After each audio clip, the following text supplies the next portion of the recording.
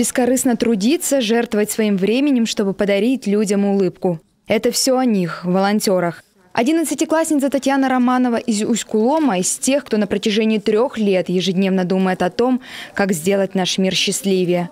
Выбрать профессию собирается такую, которая будет тесно связана с добровольчеством, ее любимым делом. Сейчас ее главная забота и головная боль – оставить в родной школе таких же неравнодушных ребят, как она. Сверху будто пусто, да? Да, чуть-чуть подними наверх.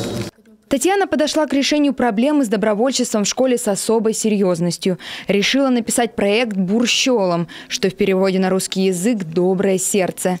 Главная ее цель – формирование нового волонтерского корпуса в школе.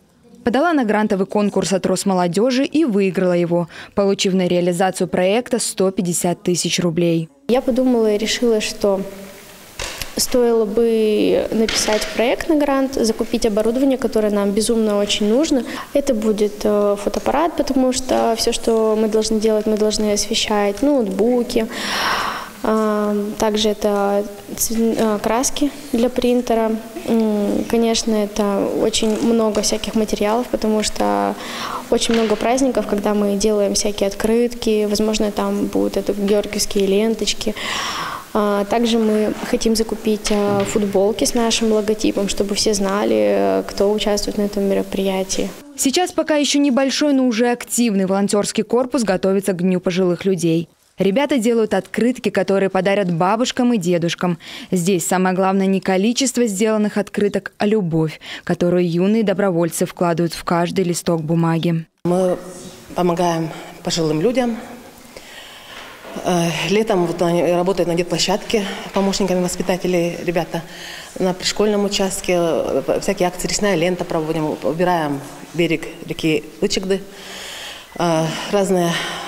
выходим на разные акции, например, на праздники, День матери, например, выходим и поздравляем людей.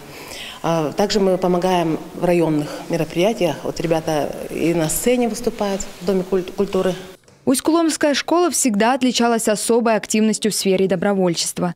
Сначала на базе школы работало простое детское объединение. Потом с появлением РДШ собрали целый волонтерский отряд. Грант на 150 тысяч рублей – не единственная их большая победа. В 2019 году волонтеры из Усть-Кулома заняли 12-е место на всероссийском конкурсе, где получили грантовую поддержку почти на 300 тысяч рублей. Дарья Вологжанина, Олег Юшков, телеканал Юрган, Усть-Куломский район.